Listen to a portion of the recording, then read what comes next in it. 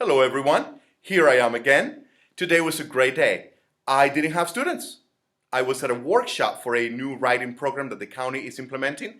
So I listened to some great speakers. I got to socialize with teachers that I know and teachers that I don't know well. We joked around. It was really good. And I came back to school because we also have a summer program that we are putting together. So we had a meeting today. So it was a very good day. And the school year is almost over. Just a few more days. Just a few more days. Wow. Anyways, I want to thank you for taking the time to watch the videos. Thank you for the comments that you have left. Thank you for liking the videos. Thank you for subscribing. I really appreciate it. Really do. And remember, if you like the content, if you find it useful, please tell your friends. And as always, remember to leave comments.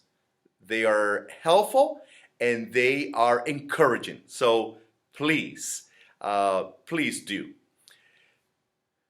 Today, I want to talk about, it's not really a strategy. Calling it a strategy would be sort of like, making it sound real cheap type thing. So I'm not going to call it a strategy. I'm going to call it I'm going to stop. I'm going to tell you a little story that happened to me about 3 years ago, and then we'll try to name what it actually is.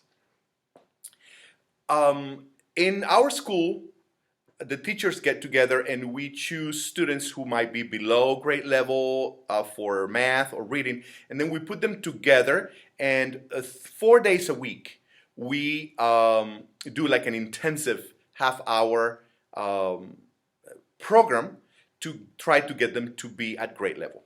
Well, I had a group of 6 students and I was teaching them reading comprehension strategies so that they could raise their reading level.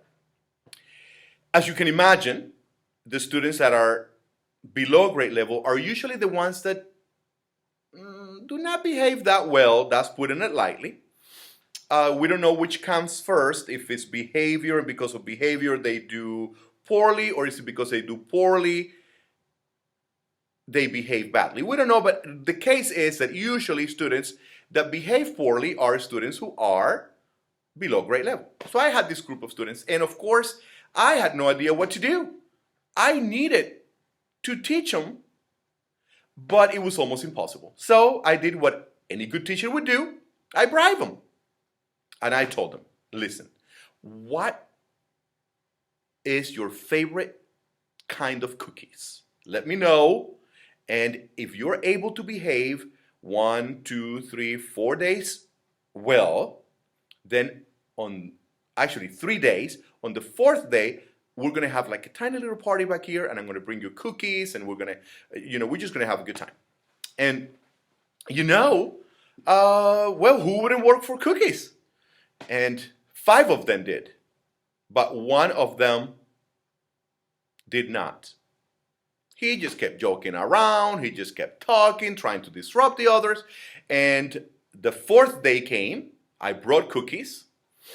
And I thanked him. And I said, well, here are the cookies. And he was there. I could tell that he really wanted them. But he had not earned them. He hadn't. I mean, he had been horrible throughout the whole week. So here I had 5 students who had actually tried. And I had 1 that had not. So I had a choice to make. Said, I'm either going to withhold these cookies from this kid because he doesn't deserve them and teach him a lesson,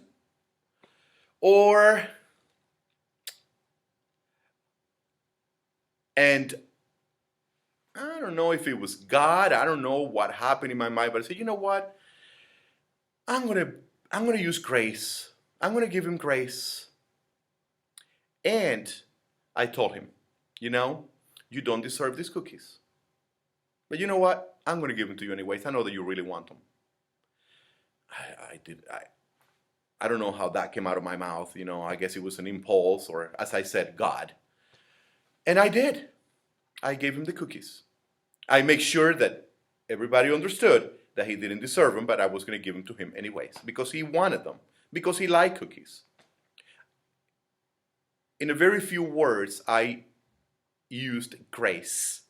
Not the type of grace that Audrey Hepburn or Grace Kelly used to have, but grace as in like compassion.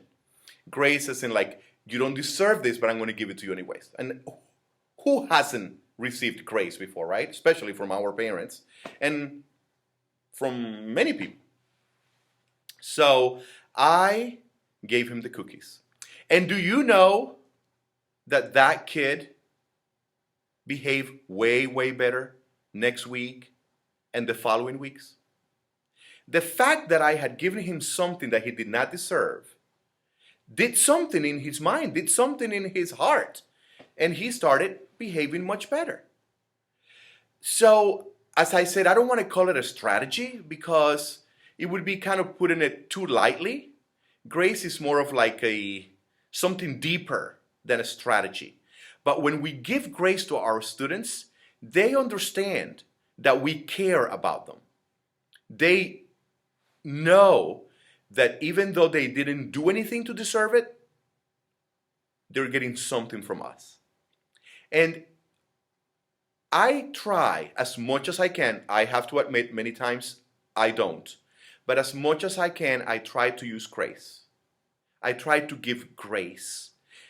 That doesn't mean that I overlook behavior problems. That doesn't mean that I don't implement my rules and my procedures. No, no. What I do is I give grace to students that do not deserve that. So I hope that we can give grace. It is difficult. We might not be able to do it all the time, but as much as we can. We have received it before, so why not give it, right? And I'm telling you, it makes a difference in your classroom. It makes a difference. Students will respond to it. They will. I promise you. So remember, when you're in your classrooms and you know that a student does not deserve something, make an effort and give grace. Thank you. I hope that we can be graceful in our classrooms. And remember, subscribe. And now it's time to go. My son's waiting outside. He's giving me a ride today. And I think we're going to stop for dinner. So have a great day, and I will see you next Wednesday.